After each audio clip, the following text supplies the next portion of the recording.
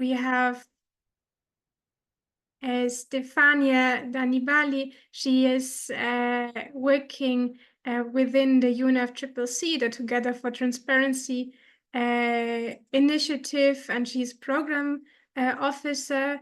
And then we have Mariana, who is working for CANSA in Colombia and who is an expert in energy and climate justice. I'm really glad that we have these three excellent speakers. And before handing over to them, I would like to quickly jump into our housekeeping rules. You can, of course, write in the chat to introduce yourself so that we have a trustful and familiar atmosphere in this meeting. You are invited to write name, organization, country, and if you have anything else to tell, you can also write it. There will be a recording. It already started. We are recorded by now.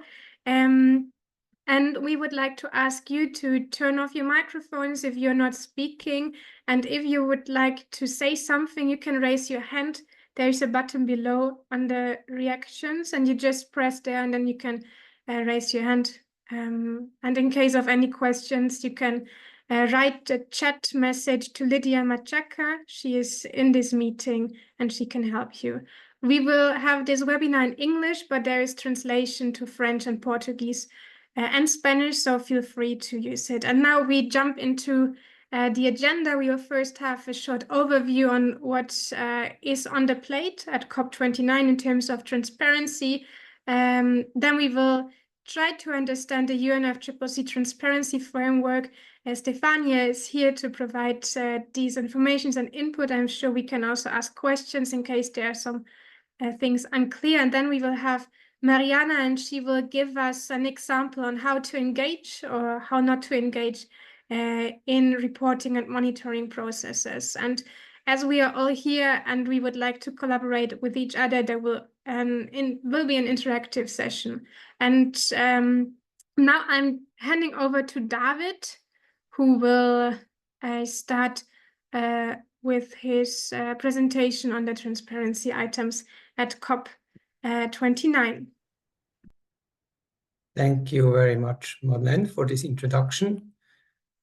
And I will share my screen for that. So it's a pleasure to be here with all of you and to have a moment to share a couple of thoughts and ideas on transparency, on the transparency agenda at COP29. And I will, it's a little bit of maybe an abstract topic, so I will try to bring it across as light as possible.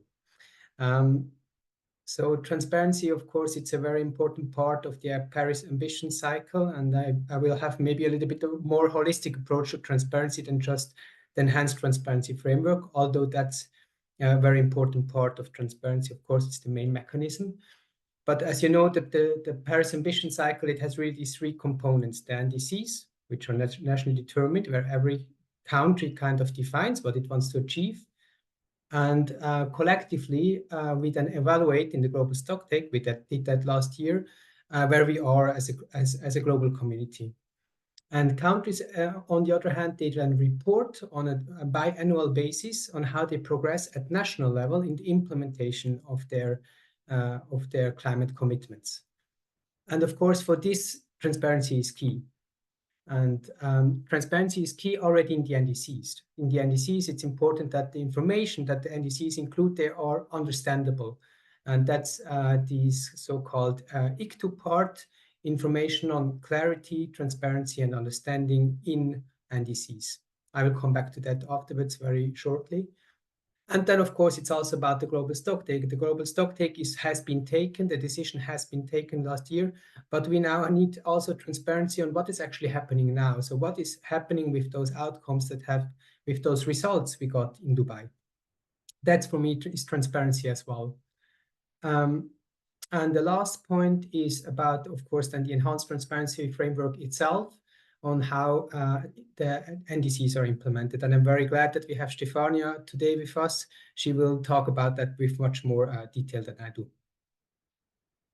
So the NDCs, they have this part on clarity, transparency, and understanding. They have this is like a set number of elements that one should expect to have countries structure their NDCs accordingly.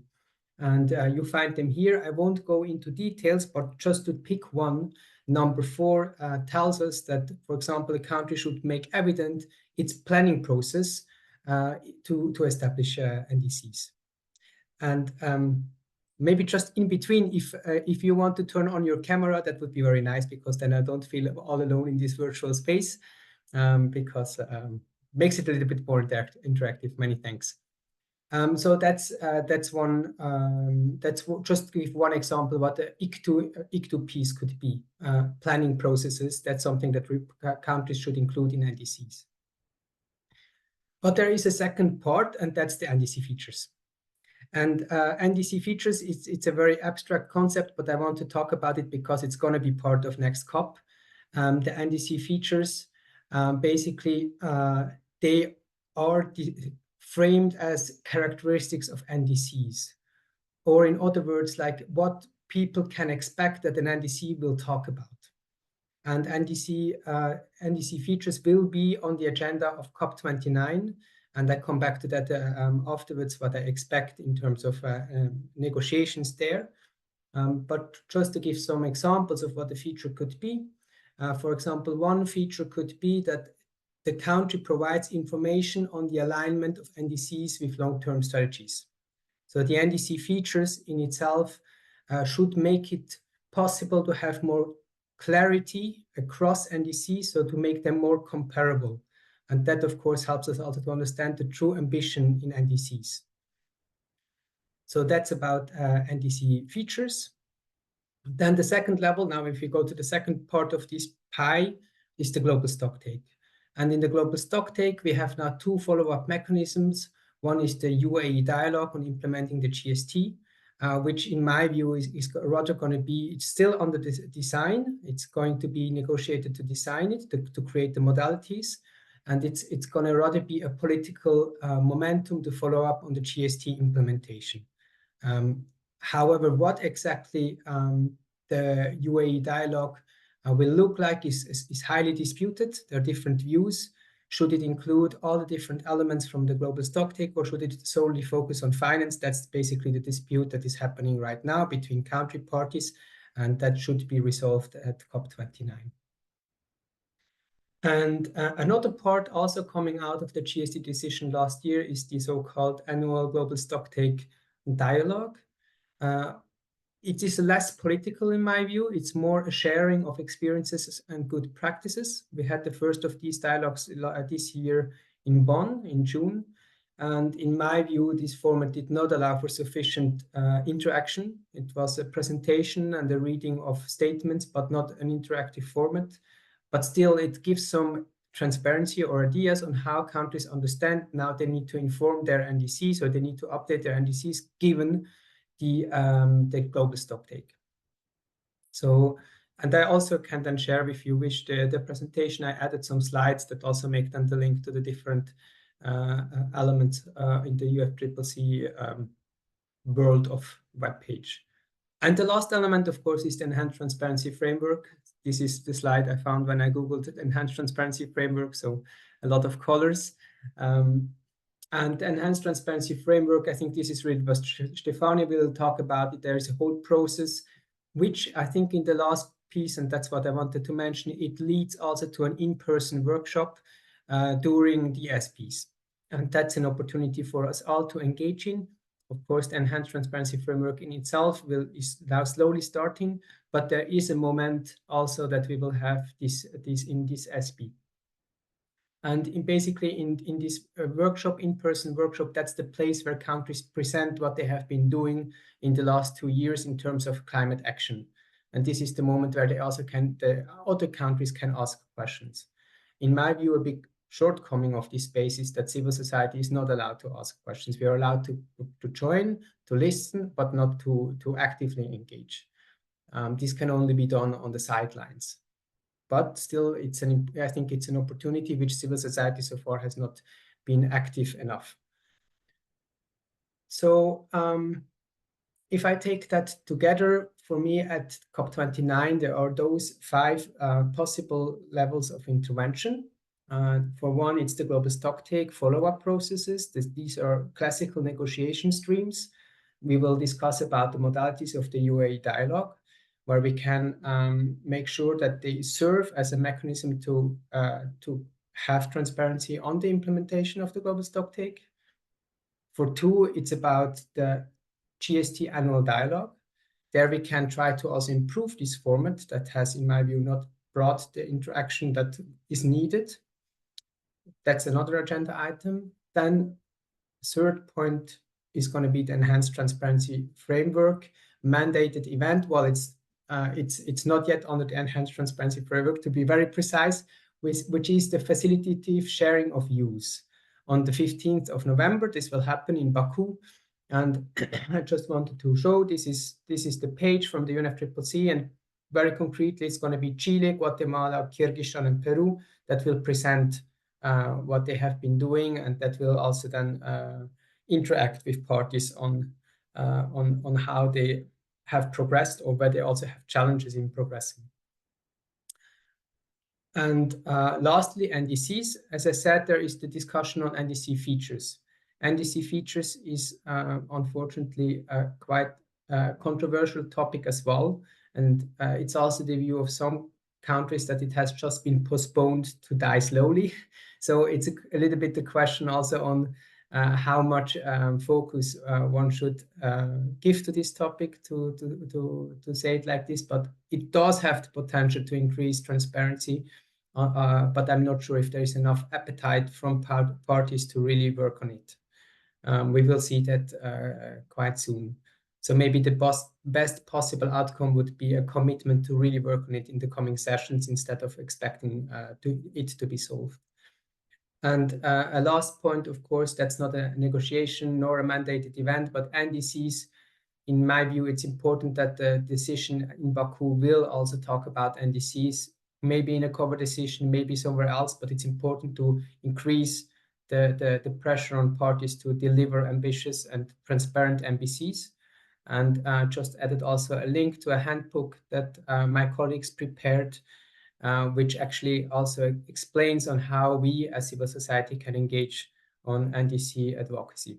And with that, I would end my short intervention. Thank you. Thank you very much, David. I am looking into all of you. Do you have any questions to David on transparency at COP29? Then please raise your hand, write it into the chat. David will be here with us some more minutes, so you can just ask a question and then we try to find an answer.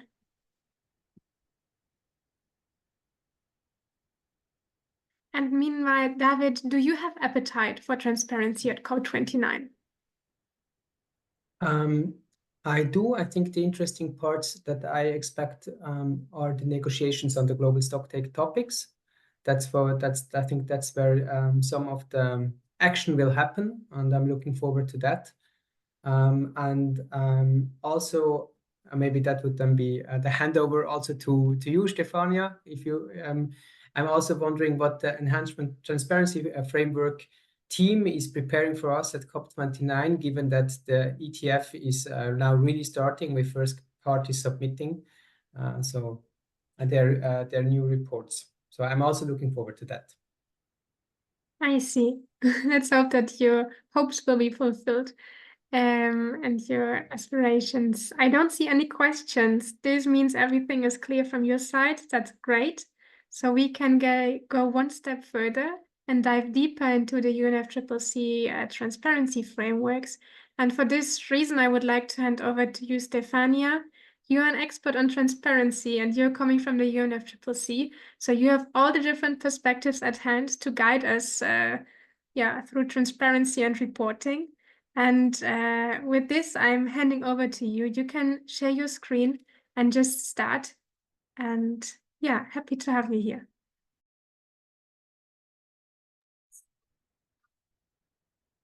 So much for the invitation to this webinar. Let me share my screen. Give me a sec. Can you see presentation in not presentation mode? Now it's presentation mode. We It's see. presenter mode. Yeah.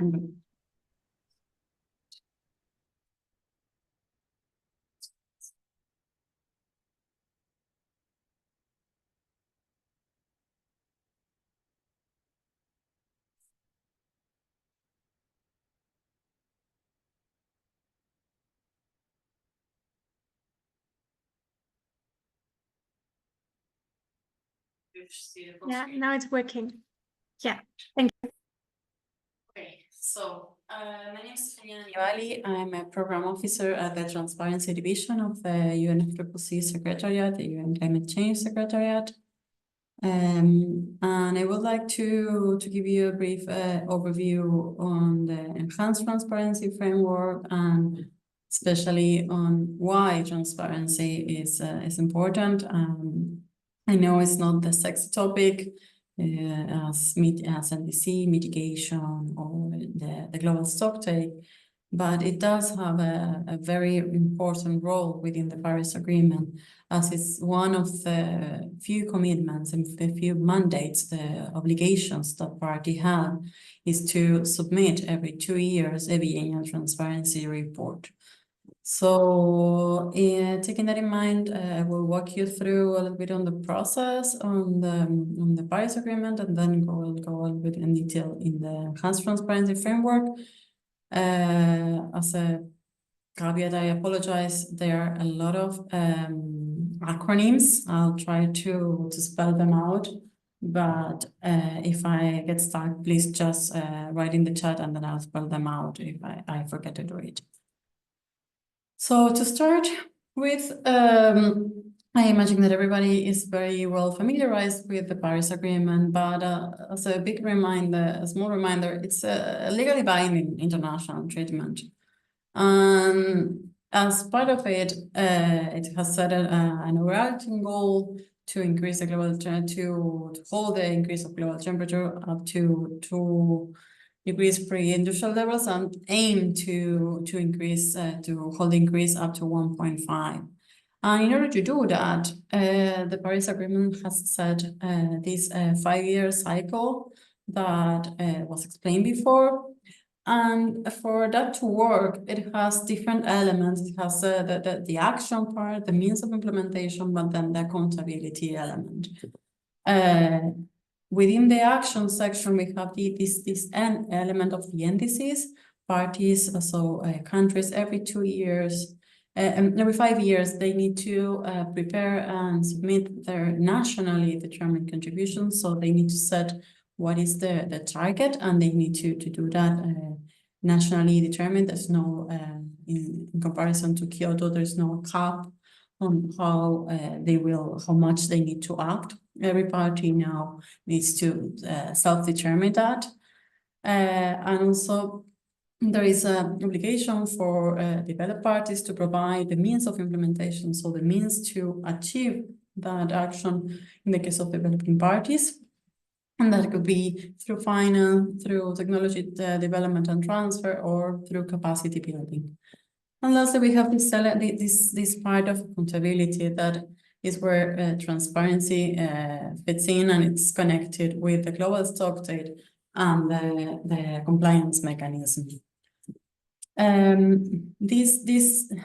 The Paris Agreement has this 5-year cycle that allows parties and allows the whole process to scale up ambition based on the information that we have. So parties commit in the national determined contributions, and each time they submit an NDC, that NDC needs to reflect the higher ambition compared to the previous one. And how they do it, they should also take into consideration the information that is collected from the global stocktake, and the global stocktake itself takes information from the enhanced transparency framework. This transparency framework, the ETF, it's the acronym that compiles all what is related to transparency. The implementation mode starts this year. We have been preparing for the ETF since the rules were agreed at Katowice and then they finalized in Glasgow. But this year we are switching to implementation mode because by the end of the year, by 31st December of this year, parties have to submit the first biennial transparency report. And in this report, countries should report transparently on the actions that they are taking, on the progress made towards their mitigation and adaptation target, what was the support they received, they provided, and also this BTR, the Biennial Transparency Report, is the first time that parties will use a common set of guidelines, or like the rules of reporting are common to all parties. Of course, there are differences on the starting points from countries. So the enhanced transparency framework will elaborate a little bit more later, but the enhanced transparency framework gives flexibility to those evaluating country parties that need it in light of their circumstances and their capacities. For instance, what are LDCs or CIDSE? They don't need to submit the BTR by the end of the year. They can do it at their own discretion. And the collective result of the BTRs will fed into the global stocktake. It's not that each of the BTRs will go into the global stocktake, but the collective output will be fed into the next round of the global stocktake. So transparency, it's very sometimes hard to understand because it's yes, it's not sexy, but it includes three key elements that I would like to mention. So it has the reporting part, so where parties show what they are doing. And it's very important because parties put a lot of effort to prepare those reports, and these reports are following a consistent set of guidelines on how the report should be prepared and submitted. And these reports allow us to have regular data on the emissions, on the actions, on adaptation, on support provided, support received, on the technologies that have been developed and transferred, and the capacity building that was provided. So the BTR will give us a snapshot on how we are doing. But then we have the two other elements, the review and the multilateral consideration. I will explain them a little bit later, but these three elements together are the key elements that make transparency arrangements so important, so we can have information that is transparent, consistent, accurate, and complete on what the parties are doing regarding climate change. So overall, transparency have benefits internationally, but also nationally. The fact that parties are preparing these reports sometimes is the mean to push for institutional arrangements to be prepared, because they have these international commitments. So governments start to meet the different ministries need to sit together and prepare it. It's not just a job of the environmental branch. They need to sit with energy, with I don't know, agriculture. All the ministries need to sit together to prepare, because again, the BTR, it's a national report and should include all the elements that are happening. It should have a clear picture of what is happening in the country. So this report usually push for better internal cooperation at the national level. It should also promote the cooperation with other stakeholders, because it should also include participation of non-governmental stakeholders, academia, and internationally. It's very important because through the BTRs is how the trust is built. The transparency helps track emission and identify the needs that parties have. Where are the gaps? what are practices or good practices that we can learn from other countries and then apply to their local conditions, and also provides information to make more robust decision making. But the ETF didn't born yesterday, was born yesterday. It has been over 20 years that the MRB framework was is applied and has been there. And based on this, on the MRB framework that we have built upon and developed the enhanced transparency framework. Before that, we used to have three types of reports that parties were doing and submitting to the Secretariat. You had the national communications, you had the biennial report, and the biennial update report. Biennial report, BR, biennial update report, BUR, those were the reports that parties needed to submit every 2 years, and national communication every 4 years. And the difference was biennial reports were for developed parties and the biennial update report for developing parties. Also, there are other documents around adaptation communications and apps and everything, but I will just narrow it to what is relevant for transparency and enhanced transparency framework. The enhanced transparency framework focused not only in action, but also in support.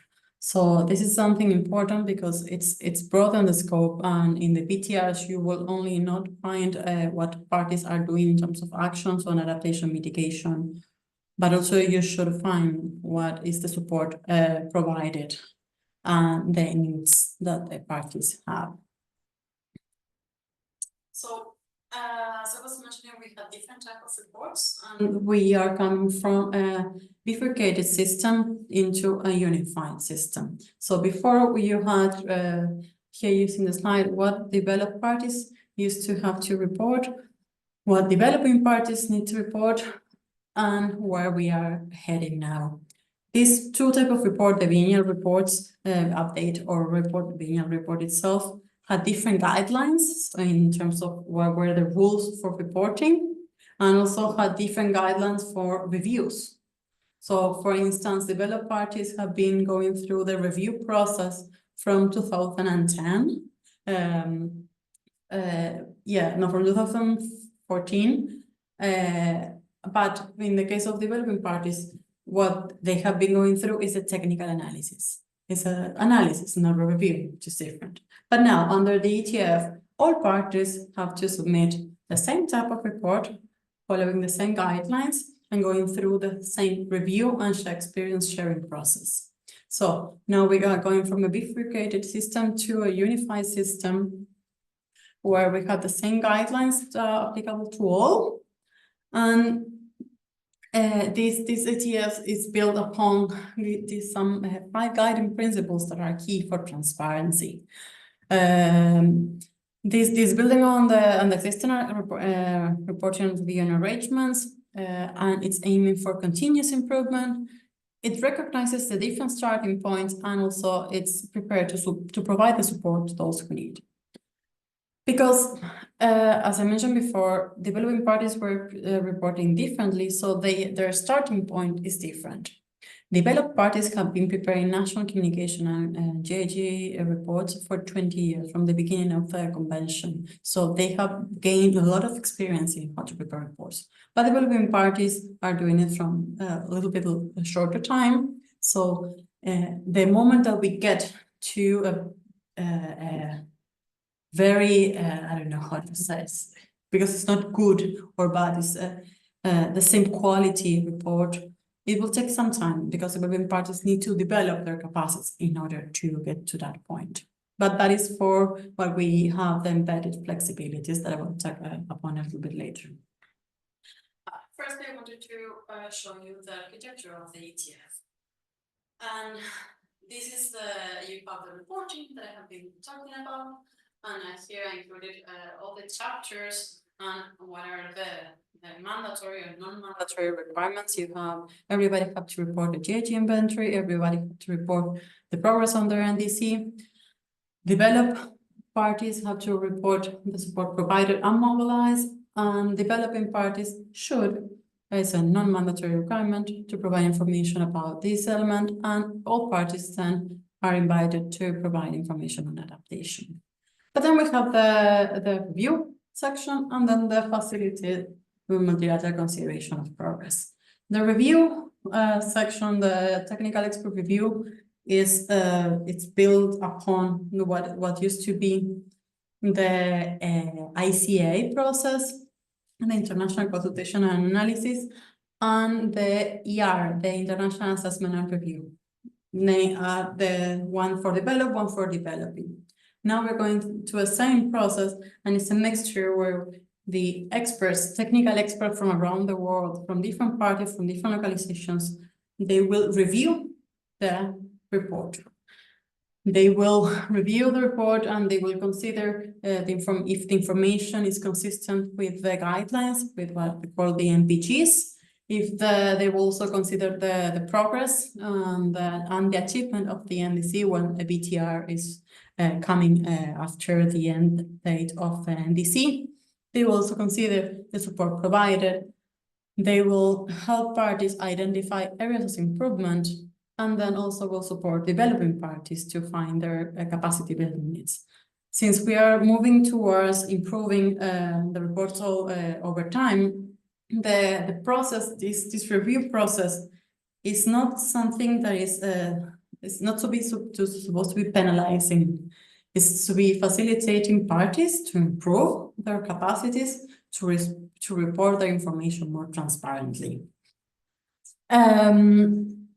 And then we have the consideration. So this facilitated multilateral consideration of progress, FMCP, is what is going to replace the FSP and the multilateral assessment. And it's a step where all the parties discuss their BTRs, both sessions, now the FSB at COP or the multilateral assessment at COP, and in the future the FMCP are open to observers, to listen, to participate, but not to raise questions, because the idea is that it's for peers. So parties ask each other questions on their BTRs in order to learn what they are doing, what are their needs, what are the gaps, and how they can collaborate better. A way for civil society to intervene is to go through your party. Everybody's national from one country. And not all the countries have the capacity to actually read all the BTRs. So a way of engaging is to provide your support to your party, to your country, by analyzing a BTR and raising questions that they can also then raise through the process. So that's one way of that civil society can engage on the transparency process. The difference between the MRV and the ETF is that now we have this unified report, then we have this unified technical expert review, and then we have this unified consideration. And this process already started. We already have 3 BTRs that were submitted this year. And the first one was Andorra, then Guyana, and then Panama. And actually, Andorra and Guyana already had the first technical expert review. It was in country, because this technical expert review gathers experts from different parts of the world to review the BTR in question. And it could be centralized here in Bonn, or ideally the first BTR every 10 years, if I remember correctly, or the one that is after the NDC end target, and the year target, needs to be in country. So the experts go to the country, and it's a very interesting capacity building momentum, because the experts in the country get to interact with other experts from the world, and they learn from the process. And usually, for instance, for what it used to be the technical review of developed parties, we also have the practice of inviting civil society. We had a meeting where the party needed to invite the civil society of their own country, especially underneath the umbrella of the guidance of the national communications that include this element of how participation is being developed in the country. So I will quickly go through the flexibilities because I think it's a very different part. It's a very different element from the others. But this flexibility is applied for specific provisions. You'll find it in the text that has this very familiar, this for me now, wording. Flexibility in the case of the developing party that needs flexibility in the light of their national circumstances and capacities. They are allowed to report with a lower level of complexity, to put it like that easily. They are very specific, and this allows countries that have the lower capacities to improve over time. And in the end, we aim to that every party reports in the same standard with the same level, but it will take time. That's why we also have these capacity building needs identified by the experts, so parties can know or can highlight what are the gaps they have, what needs they have to in order to report better. So here I will leave it 2 slides that I won't go through in detail because I wanted that you have this information is what is review and what is not review, because the review has a scope and it cannot go into saying that action is not enough. That's not the process. The idea is to compare the report towards the guidelines, but the experts are not there to say you're not doing enough. That's not the process, and that's not the purpose. The process is to keep improving, keep getting information, and keep improving it over time and learning from others. But the experts are not there to say, yeah, this action is not adequate. You should do more. Your target is not bad. It's bad. That is out of scope. So that's why I wanted to leave you this slide here. And then on the facilitated multilateral consideration of progress, here I wanted to leave you the benefits. And to be honest, I would invite you to come to these sessions. They are very interesting. If you like transparency, they're very interesting because there you hear from the parties. The parties go to this session, they receive questions from the other fellows, from the other party members. They reply to those questions and they present a summary from their BTR. So it's a very interesting space to hear what countries are doing because they have put a lot of effort, and I am very sure that the party will appreciate that you use their information because they put a lot of effort to develop, and it's going to be the official one, not coming from global models. It will be the nationally prepared information. And lastly, I wanted to touch upon this linkage between the Enhanced Transparency Framework, the NDCs, and the global stocktake. So the ETF, as I mentioned and was mentioned in the presentation before, is a very important component of the ambition cycle of the Paris Agreement, as it allows us to get information of the status of parties, how they are doing their actions on the actions on mitigation, adaptation, or providing means of implementation. And it also gives us information on the tracking progress of the NDC, on like how they are evolving towards meeting the commitments that they put, and after the year of the end of the NDC, we'll be able to assess the achievement of NDCs. So this why is so important? Because if a party know what other parties are doing, there is no hiding on we are not doing enough. Everybody knows what everybody's doing. It's transparent. It is there. The information is there. The BTRs, the BURs, the national communications are very, very rich sources of information. There you see that parties are not hiding what they're doing. Actually, they are starting to say it as a way of showcasing what they are doing because they're doing some efforts. So they want to know, they want to put it out there. And they want to put it there for stakeholders in general, but also for other parties.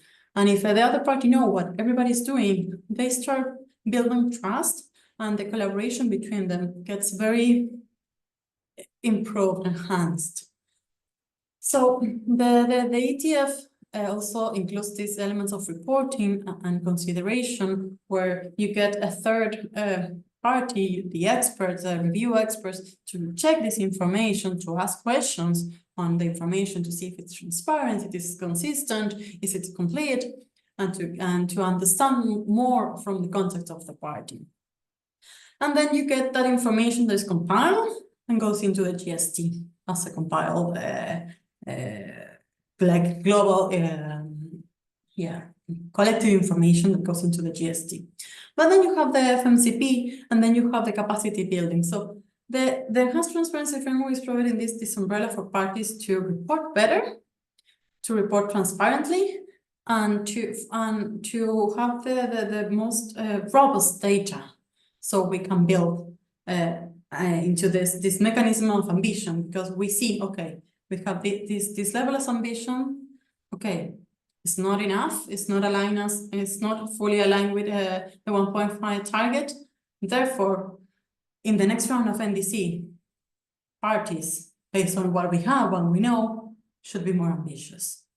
And this is where I think civil society has a role to play. You have the information out there, you know what your parties are doing. There's official, they have to submit it every 2 years.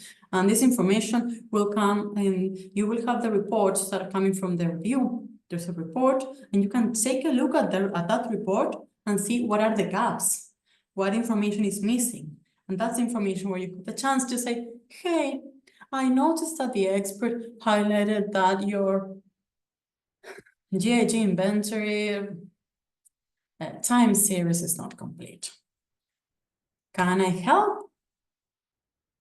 I work in an academy, in a university, maybe we can provide you support.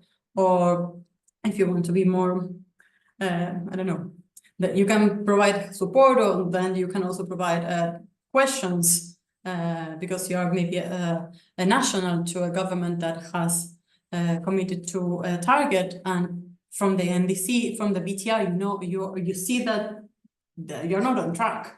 So you will get this information in the BTR, and you will get the information of how transparent and complete this BTR is based on the assessment of experts. So take that information and use it to then go back to our parties and say, hey, I noticed this, I noticed that. But lastly, I would like to skip the part of the GSC because I think it was already covered, but I wanted to touch the last point upon the NDCs and this connection between the ICTU and transparency. So ICTU is information for understanding, clarity, and transparency, clarity, transparency, and understanding, sorry. And this was agreed in the Paris Agreement through Article 4.8 that established that parties shall, it's a mandatory information, include this information on the NDC. So the parties need to put a commitment, and they need to provide you with all the information so you can understand that commitment. And then in Katowice, it was agreed more the nitty-gritty details on that information. You have a table, there's an annex in that decision where you can find this decision 4 from CMI 1 from Katowice in 2018. And the interesting part is this information that is in this annex is aligned with the structural summary. And the structural summary is an element that is included in the BTRs. So an easy way of looking how the party is progressing in the NDC is looking for the structural summary of the BTRs. It has the same information to track progress on implementing and achieving the NDCs. The information there overlaps a lot. Structure summary could be in a narrative or tabular format.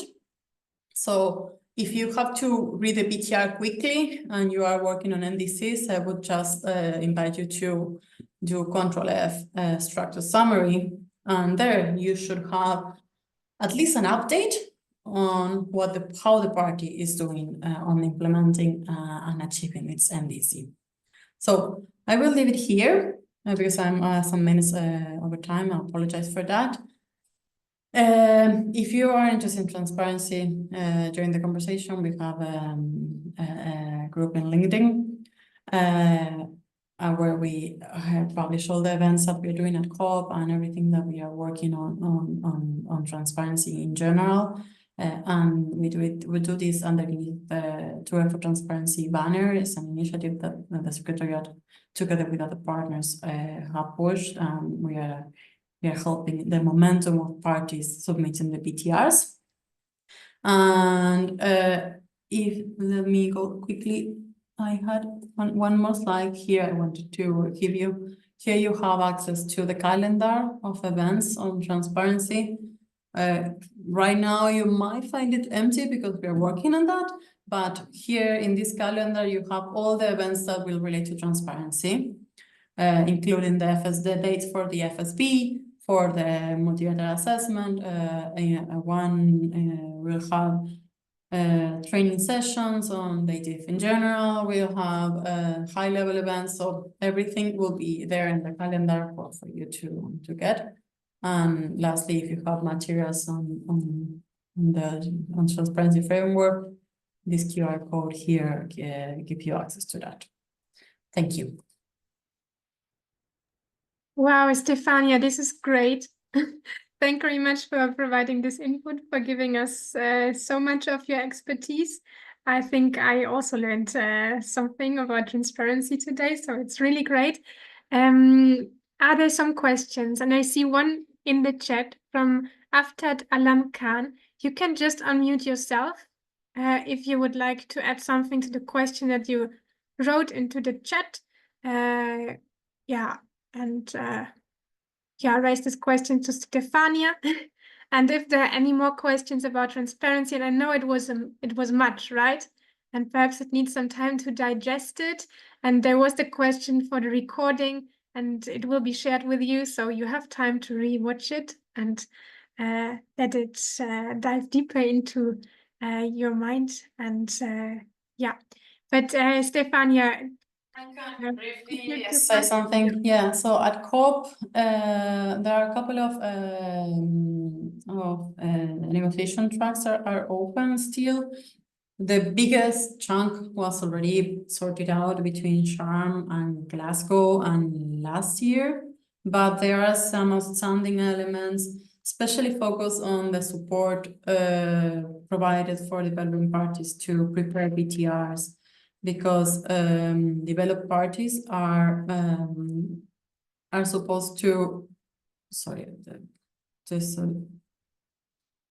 I was asking for my language. Sorry.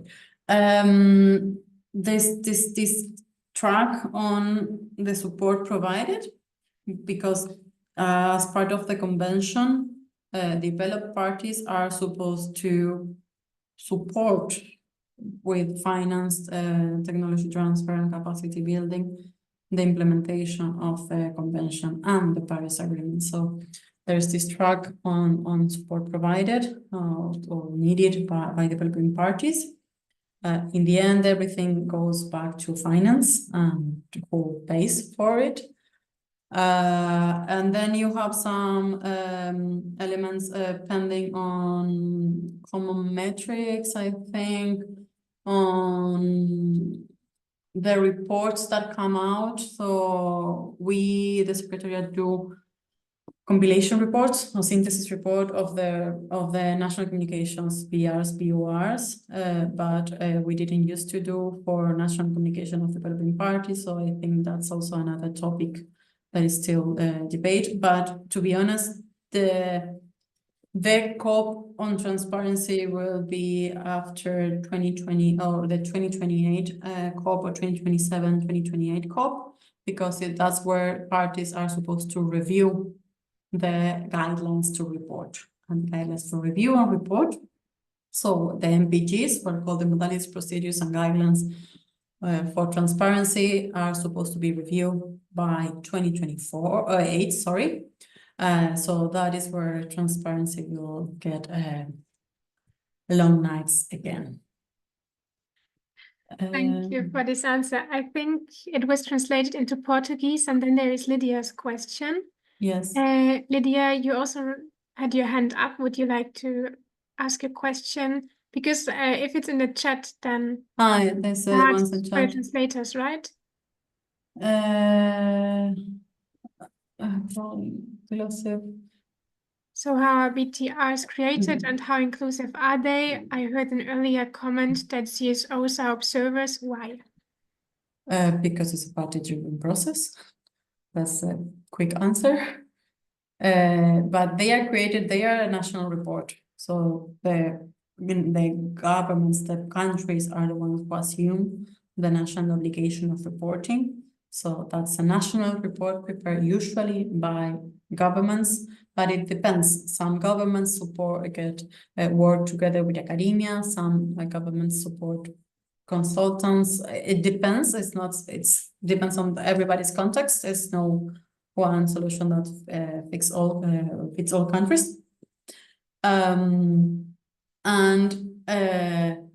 But for instance, if you go to national communication guidelines, there is a need to report how the climate action was, how participation, education, and engagement was developed in preparing the national communication. So that is there. That is a way of entering. But if I don't recall, or if I, at least for developing countries, that is a should, so a non-mandatory requirement.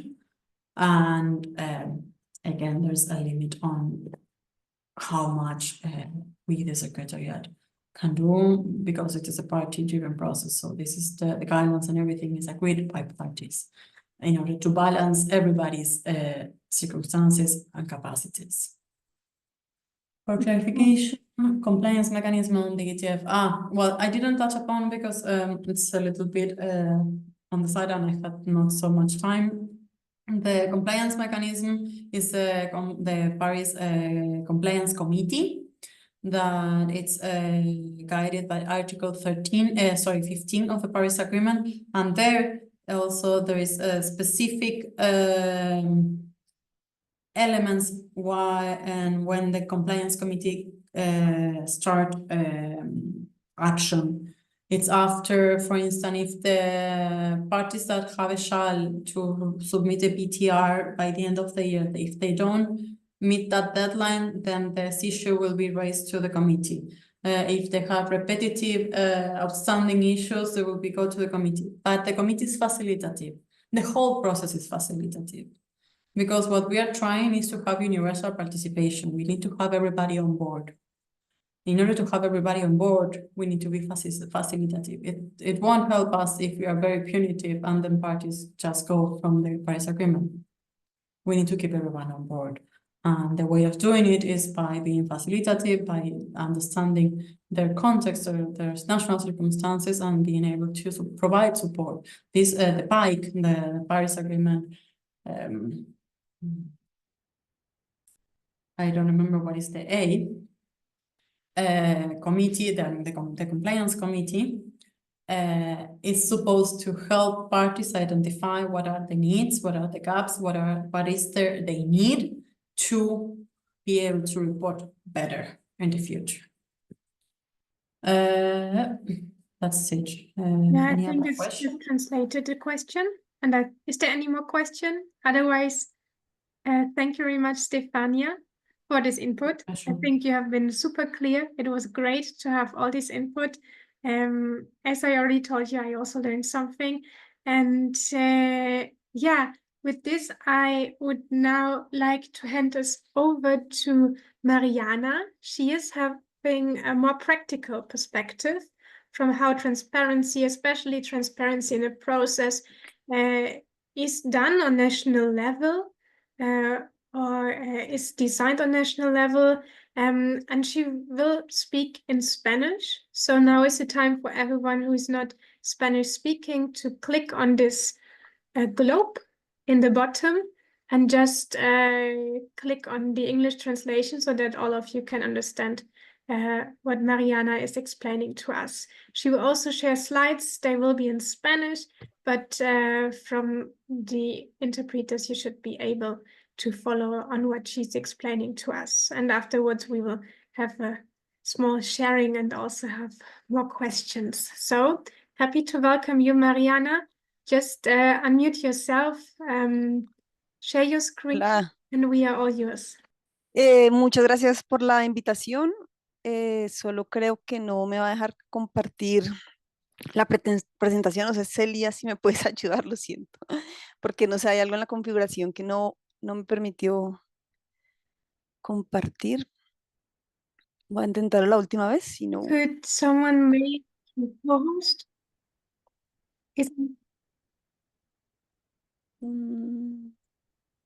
Lydia, could you make Mariana co-host so that she can share her screen? Yes, she is co-host. Yo Okay, creo que yo puedo, pero es algo de la configuración de mi computador que no sé, es que es la primera vez que lo hago en este computador, entonces no me deja. just Perfecto, share your screen. listo. Entonces, bueno, listo. Esa la estás compartiendo tú, ¿cierto? Listo. Entonces, bueno, primero, llamar la atención, pues leer esta frase. Es complicado hablar de clima cuando hay tanta desigualdad y no se sabe qué se va a comer en la noche siguiente. En la noche, perdón. Siguiente, por favor.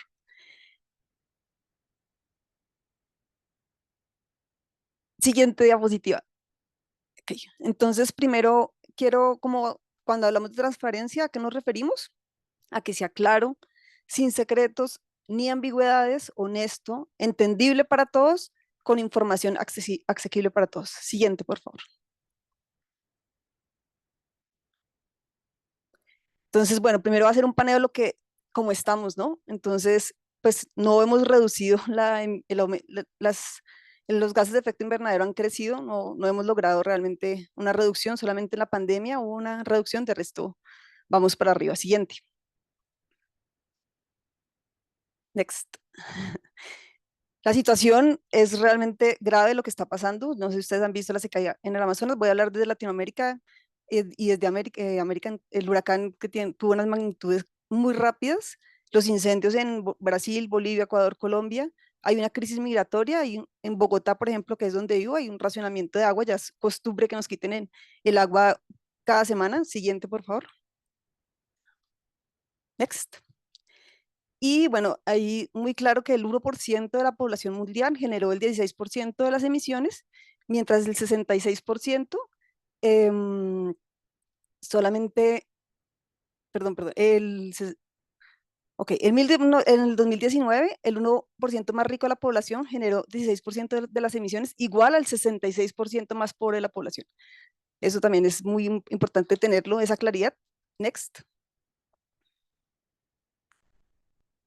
Y bueno, ahora hablemos en la palabra sin secretos. Transparencia implica sin secretos. Hay bastantes informes de los conflictos de intereses que hay en las negociaciones climáticas. Ya sabemos que hay mucho lobby, cabildeo, etcétera. Siguiente, por favor. Acá están las 100 compañías de combustibles fósiles que han producido el 71% de los gases de efecto invernadero. Siguiente, por favor. Next. Y bueno, también acá como todo el flujo de mercancías y de comercio, que es algo que no se toca en las negociaciones ni en las NDCs. Inclusive este combustible no es contabilizado en las NDCs. Todo el combustible que se usa para mover todas las mercancías, que es básicamente el causante de la crisis climática, no está incluido en las NDCs. Siguiente, por favor. Next. Bueno, sin ambigüedades. Resulta que ya durante 365 días superamos el 1.5 grados centígrados. Entonces, ¿a qué le estamos apuntando si ya lo superamos? Siguiente. ¿Qué pasó con el acuerdo de Kioto, con las responsabilidades comunes pero diferenciadas? Siguiente. Next. Se han vuelto las NS un checklist, simplemente yo las paso, las presento, hago la debida diligencia, pero ¿quién realmente está, qué obligación hay de cumplirlas más allá de a quién? No hay una forma realmente de exigir que se cumplan o ni siquiera una importancia en que realmente se cumplan. Siguiente. Next. ¿Quién va a responder por las pérdidas y daños que aumentan año tras año con la crisis climática? Siguiente. Next.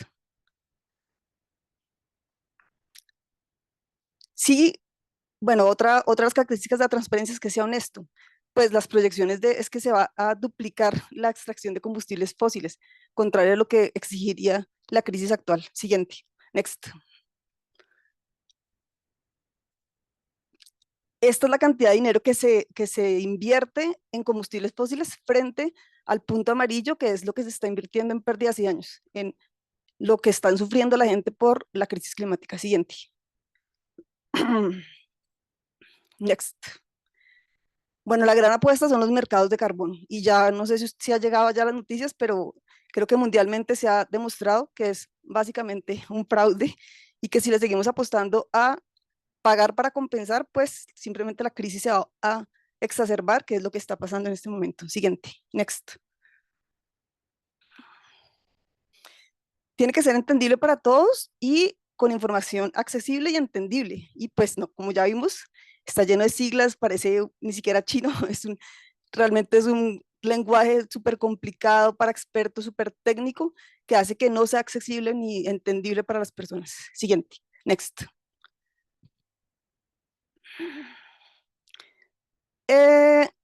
Entonces, toda esta complejidad pues esconde el rostro de las personas que están sufriendo realmente la crisis climática. Todo se queda en tecnicismos, en mediciones complicadísimas de carbono, mientras que la gente simplemente está sufriendo lo que está pasando, lo que está generando la crisis climática. Siguiente, next.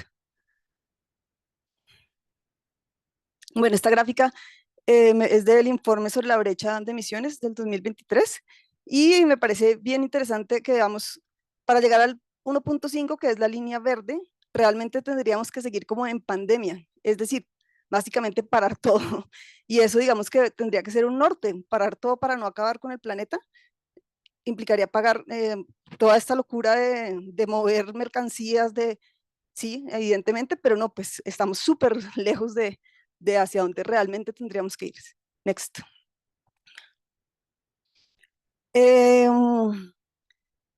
Este es la cantidad de energía que es exógena, que no es necesaria para nuestro vivir, que no es ligada a la comida, a un mínimo vestido, no, es la cantidad de energía se va en toda esta forma de vida moderna que nos hemos como creído necesaria y es la que se lleva la cantidad mayor de energía. Siguiente, next.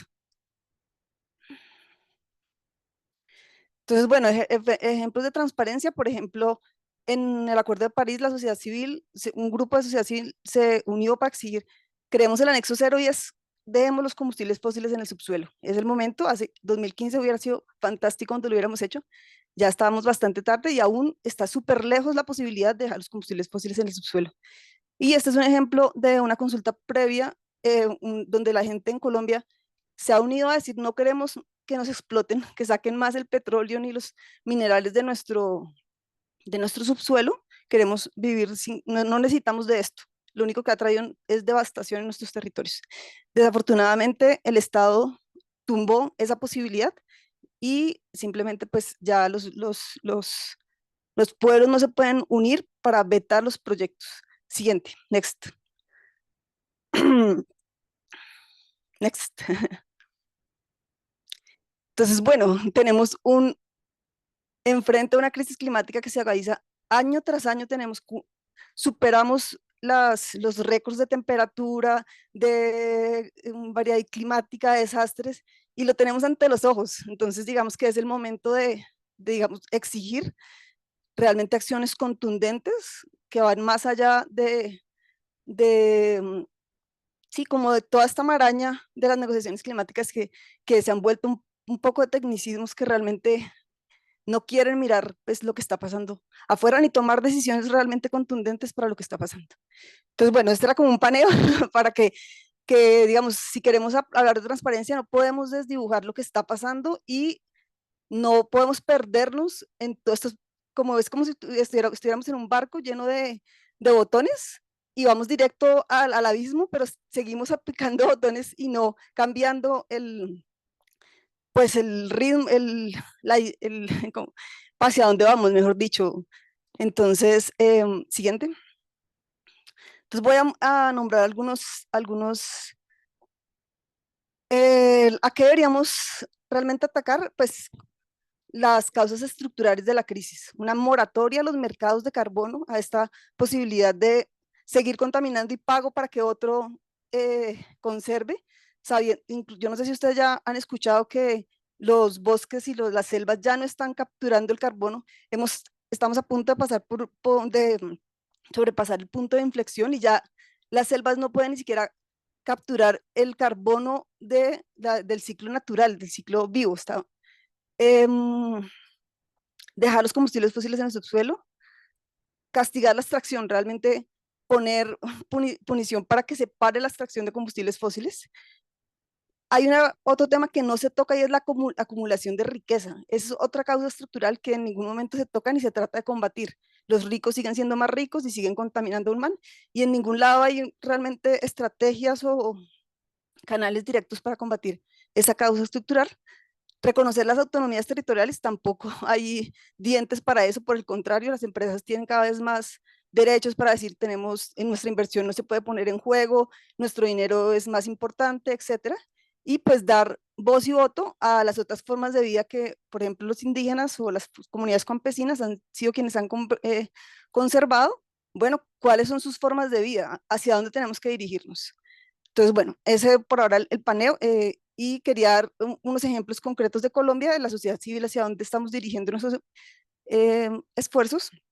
Nosotros, por ejemplo, queremos en la actualización de las NDCs, queremos hacer la incidencia para que, por ejemplo, se incluya la prohibición del fracking, que evitaría mucho más emisiones que las actuales NDCs de Colombia, pero como mucho de el combustible fósil la mayoría y carbón de Colombia se exporta, entonces no está incluido en las CNS de Colombia.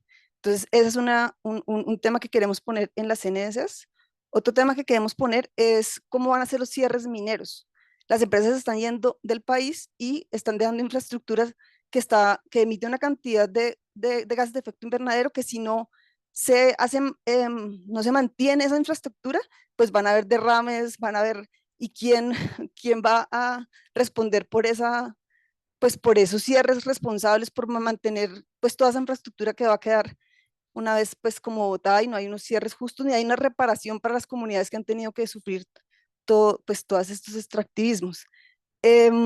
Definitivamente los bonos de carbono creemos que no que es un distractor para las acciones reales, que es dejar el combustible fósil en el subsuelo, y abogamos por una moratoria realmente hacia los bonos de carbono, hacia los mercados de carbono.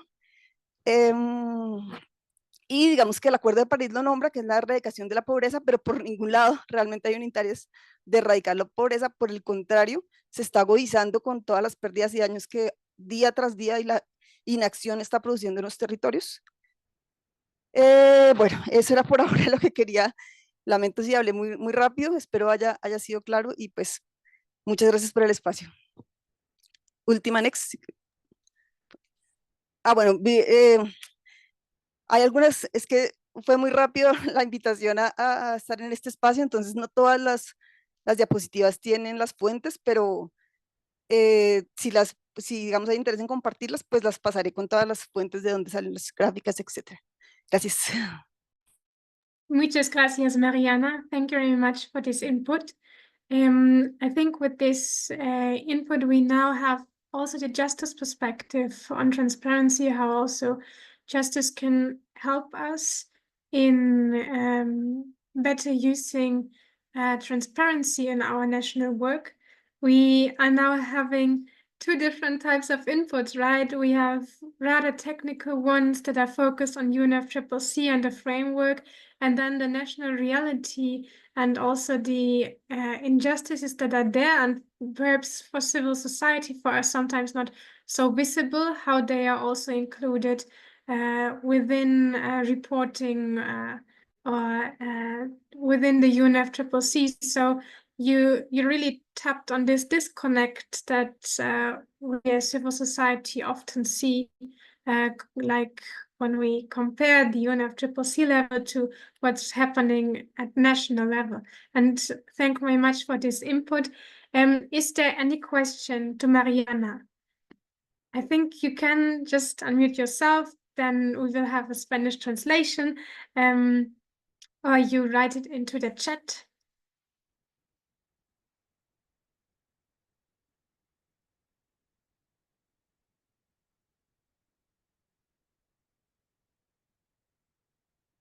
So there is one question in the chat. How transparent are BTRs about the local situation on the ground? Are BTRs capturing emission reductions only? So this is a question. And Stefania, I think it's also for you, and the translation is also translated into Portuguese. Mariana, would you first like to answer? Stefania? Yeah. Yes. Depends. Transparent depends on how much the party involves their local communities and how much in depth they go into in reporting. They should provide information as much as if it is available and if it is consistent. The thing is that maybe you might have something very, very detailed for one specific part of your territory, but if then you cannot report everything with the same level of detail, you might prefer to aggregate. But it depends on each party how they chose to report. And in terms of emissions, they reflect emissions, not only emission reduction. They have to include the GHG emissions or greenhouse gas emission inventory, which should account for all the anthropogenic activities, emission and absorptions occurring in their territory. So then emission reductions, if they are reporting mitigation actions that have expected or already achieved emission reductions, they should also report that, and also projections of that, but that's a should. So and also regarding GHG emissions, I think that's the chapter of the BTR that might be the most complete, because countries have been preparing reports, GHG report for a while. Even developing countries are improving, and this for the BTRs, everyone has to use the 2006 IPCC guidelines. So that should provide us with a little bit more comparable information. Hope this helps. Mariana, would you also like to comment on the question? There's also a second one on NDC features and whether the characteristics will help to have more examples from the local ground. Yeah, Mariana, if you want to speak, just unmute yourself. Sí, okay. Digamos que acá hay yo hablo por Colombia y creo que pasa en muchos países, y es que realmente no hay una participación real de las personas. Digamos, hay espacios en donde pues, se encuentran y se escuchan a las personas, pero realmente no hay una interferencia real en las NDCs. Y por otro lado, como les decía, es un tema demasiado técnico que las personas, pues no, es súper difícil para entender para el común de la gente, entonces simplemente no. Y también hay otro punto importante, y es que no hay información. Eso es una que me faltó nombrar. Cada vez hay más esfuerzos comunitarios de monitoreo comunitario, de las personas en sus comunidades organizándose con los niños, con los colegios, revisando cuáles son las áreas que hay, qué árboles hay, monitoreando. Pero eso es algo, bueno, hay pocas comunidades que lo hacían, pero ya está. Y digamos que eso blinda a las comunidades para saber qué tiene su comunidad y también qué se está perdiendo, ¿no? Cuando los veranos se están intensificando, entonces esa es una herramienta, pero todavía no hay conexión directa para hacer incidencia en las NDCs para decir, bueno, esto está pasando. No, hasta ahora las comunidades están recogiendo información, algunas, para poder evidenciar pues los daños y las pérdidas o poder exigir acciones más rápidas. Thank you, Mariana. Now we have two hands, Lucas Davila and Andrea. You can just unmute yourself and speak. Overall, my name is Lucas. I'm I work at Caritas Brazil. I don't know if I can ask Mariana in Spanish, Madeleine. Yes, okay. Hola Mariana, ¿qué tal?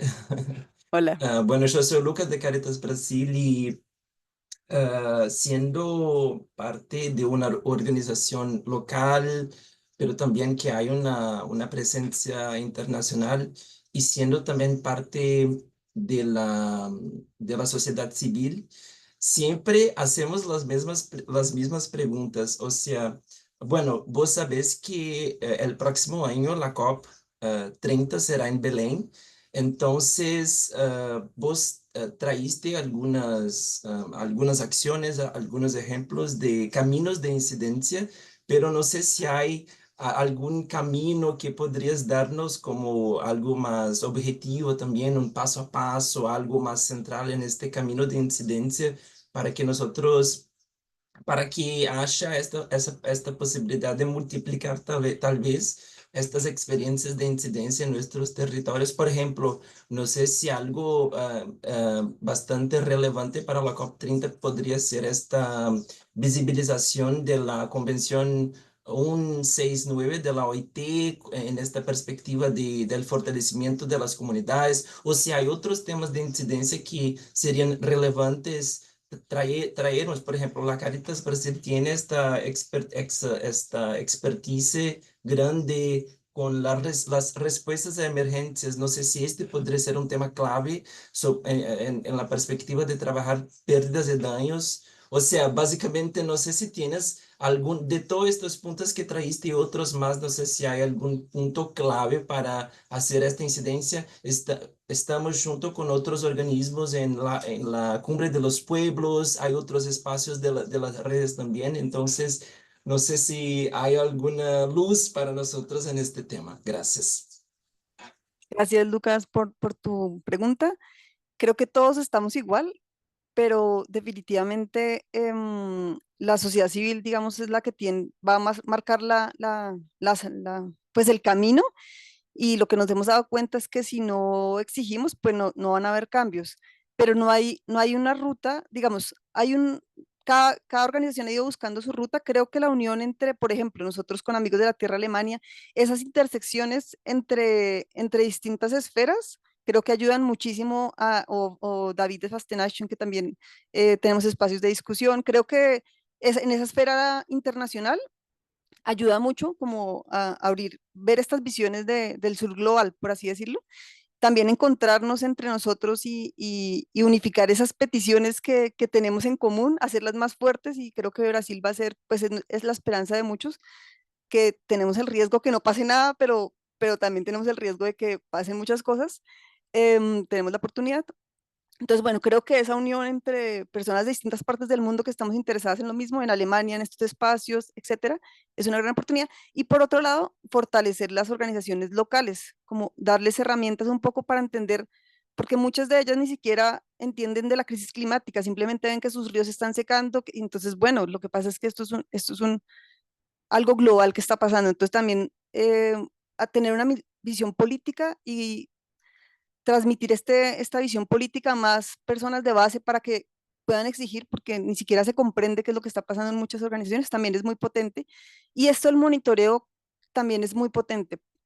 Solo, por un lado, porque ayuda a visibilizar la riqueza que tenemos en los territorios, que muchas veces ni siquiera la conocemos. Hace que también los niños y los jóvenes se enamoren de sus territorios. Yo creo que en Brasil está pasando mucho que pasa en Colombia, y es que las jóvenes y los niños no quieren estar en sus territorios, quieren ir a las ciudades, quieren ir a consumir, etcétera. La tecnología no quiere decir que los campos, claro, los campos se tienen que mejorar la calidad de vida, que también es muy precaria, por supuesto, y eso sería parte de una justicia y de una transparencia, es que la energía ya se redistribuya, ¿no? No sigan las mismas derrochadores, sino que sea. Entonces, bueno, eso me parece clave, pero estamos en la misma búsqueda tuya y creo que, bueno, hacer redes es muy, muy potente. Great, thank you, Mariana. And now we have the hand of Andrea, and we are almost at the end, right? So please keep your answers short, and then we can close on time. Gracias. Voy a hacer mi intervención en español, muy corto, más que una pregunta. Es como para un complemento a lo que presentó Mariana, digamos, desde el caso de Colombia, que digamos que nosotros tenemos muchísimos sistemas de monitoreo, reporte, verificación, de mitigación, de adaptación y de financiamiento, pero no funcionan. Entonces, creo que lo importante más que generar estos sistemas es que estos sistemas sean adecuados, sean funcionales, sean abiertos y se conecten mucho con esas realidades locales, porque no se están reconociendo o mostrando como esos aportes que se hacen desde las comunidades. Creo que es muy importante que haya esa conexión y que haya ese fortalecimiento de esos sistemas, que lo importante no es tener muchos, sino tener uno que funcione. Ahorita con la actualización de la NDC que está haciendo el país, van a generar uno adicional, un nuevo sistema para mostrar resultados, pero no están conectados con los otros sistemas que ya están creados o que se están creando. Entonces, creo que es importante como resaltar un poquito eso. Para nosotros desde sociedad civil es indispensable tener acceso a la información, porque sin información no podemos hacer una participación efectiva en los diferentes escenarios de toma de decisión. Entonces, creo que es muy necesario. Ya, eso es todo. Gracias.